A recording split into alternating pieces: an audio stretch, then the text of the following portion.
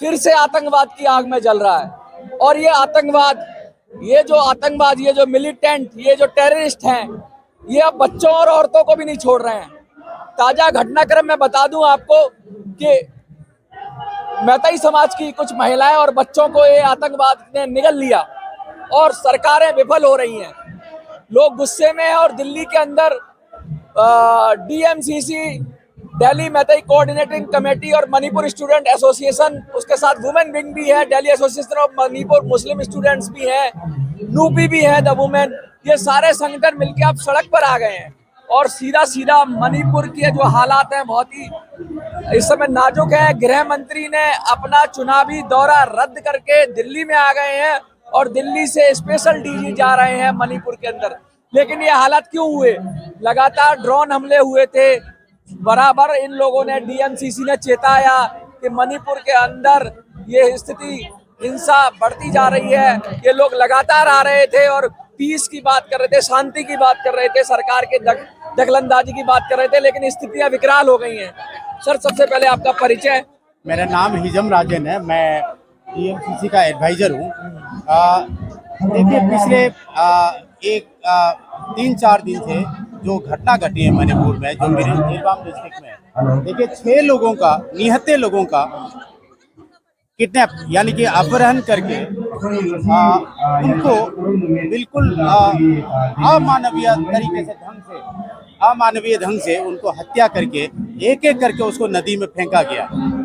आप ये देखिए, हम मणिपुर के लोग बहुत ही शांति प्रिय, जो पीस लवर, जो उनको जो है अपने बिना हथियार के लोगों को आपने हत्या की।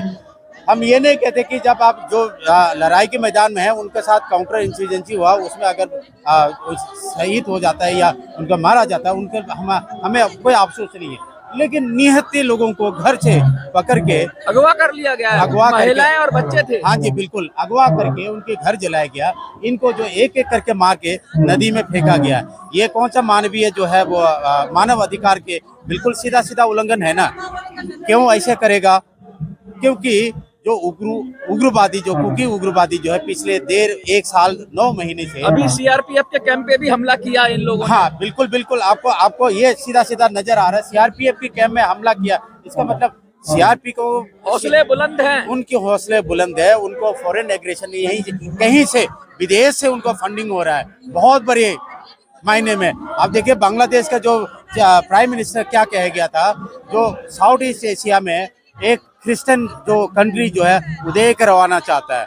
अगर आपकी स्टेट से, आपके उत्तर प्रदेश से, दिल्ली से, शेख हसीना ने बोला था। हाँ जी, हाँ जी, मैं ये चीज जो है शेख हसीना ने बोलने से पहले मैंने अपने प्रेस कॉन्फ्रेंस में भी कह दिया था। तो ये जो है बिल्कुल जो भयंकर एक जो है बहुत ही जघन्य अपराध है और बहुत ही सीरियस मुद्दा है, सीरियस मामला है। अमित शाह को, नरेंद्र मोदी को ये बहुत ही जल्दी जो है इसको संज्ञान लेना चाहिए, नहीं तो स्थिति विकराल हो सकता है। अभी जो वहाँ के सीएम हैं वीरेंद्र जी, उनके दामाद जो विधायक है, उनके घर पर भी लोगों ने अपना गुस्सा दिखाया, विधायकों के घर पे गुस्सा दिखाया। ये क्या संदेश दे रहा है? ये देखो, जनप्रतिनिधि है, जनप्रतिनिधि है, उनको चुन करके भेजा है उस स्थिति, मतलब देश प्रदेश को संभालने के लिए। अगर वो संभाल नहीं पाता तो देश का नागरिक जो है वो अपनी रिटालिएशन तो होगा।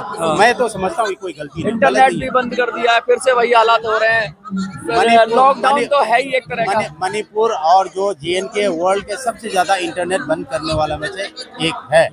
पिछले 1 साल 9 महीने से 3 नेशनल हाईवे को बंद करके रखा हुआ, जैसे गाजा पट्टी को इजराइल ने जो है चारों तरफ से घेर करके रखा हुआ, उस तरीके का मणिपुर की स्थिति है आज। दवा दारू के जो है एसेंशियल कम्युनिटीज का जो एसेंशियल कम्युनिटीज का जो आना जाना जो टोटली बंद है।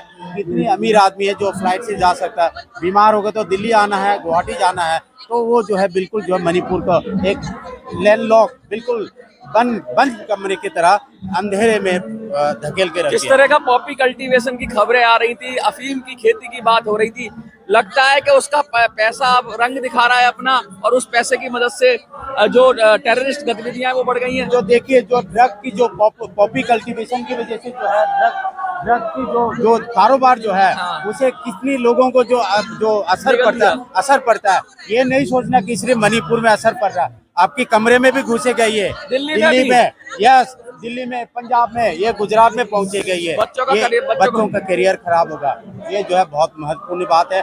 पत्रकार महोदय एक्चुअली हम प्रोग्राम भी कोई धन्यवाद।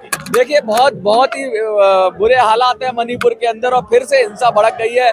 अब तो पॉलिटिशियंस के घर पर भी हमले हो रहे हैं, और लगातार ये बात कही जा रही है कि अब अगर सरकार नहीं चेती तो कहीं ऐसा ना हो कि हम एक राज्य का संपूर्ण, जिस तरह कश्मीर में हो गया उस तरह से कहीं ऐसा ना हो जाए कि कश्मीर वाला कश्मीर पंडितों के साथ हो गया, वो मैतेई समाज के साथ हो जाए, क्योंकि कोई ना कोई तो उनके हक की आवाज उठाएगा। आपको क्या लगता है, हक की आवाज उठानी चाहिए? आज महिलाएं हैं, देखिए सैकड़ों की संख्या में ये सब आ रही है, इनसे भी बात करेंगे हम, देखते रहिए संसद।